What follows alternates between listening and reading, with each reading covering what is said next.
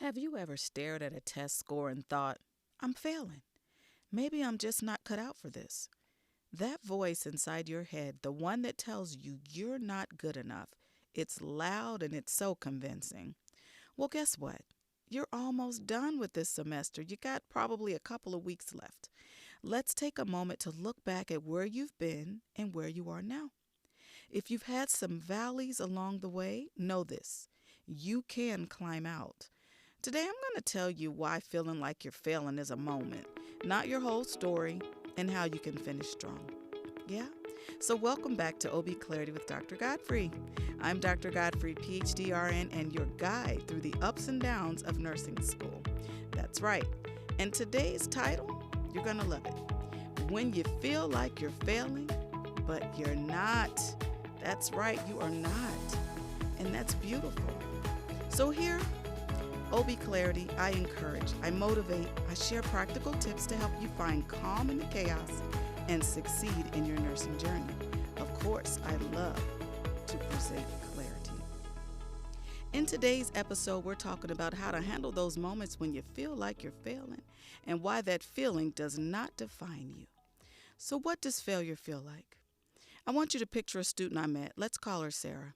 Sarah failed a big exam. She was crushed. She felt like she let herself and everyone else down. She even told me, I'm just not smart enough. Maybe I'm just not meant to be a nurse. Does that sound familiar?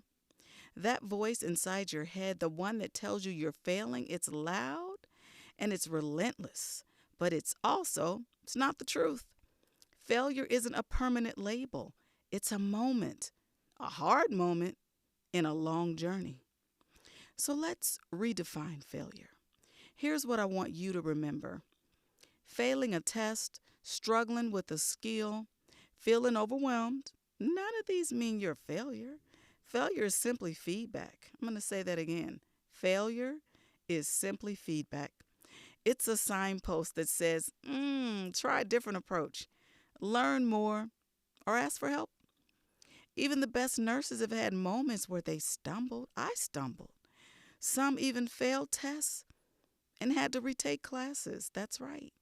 The difference between those who make it and those who don't isn't that they never failed. It's that they didn't stay down. They got back up. So, what to do when you feel like you're failing?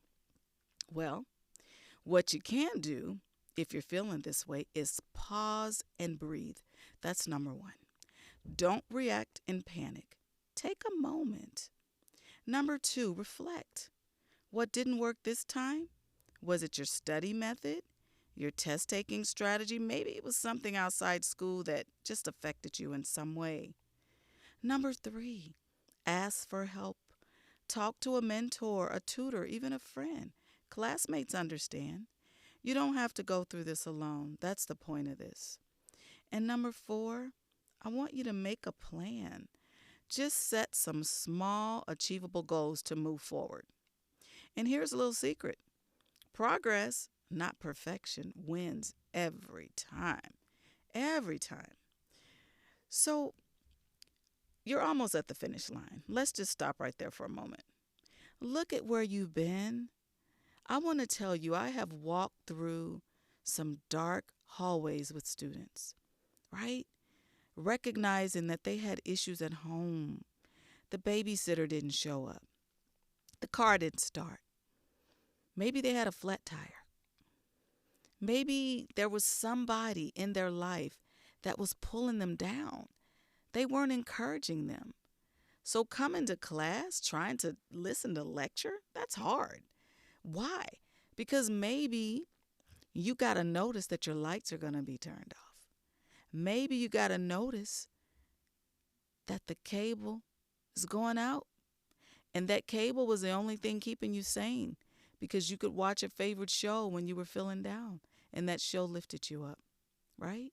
Now, we know some things have to go, right? Some things, we can't do everything the same. But if you have all those competing things in your life, what does that do? It makes it that much more difficult to concentrate in school.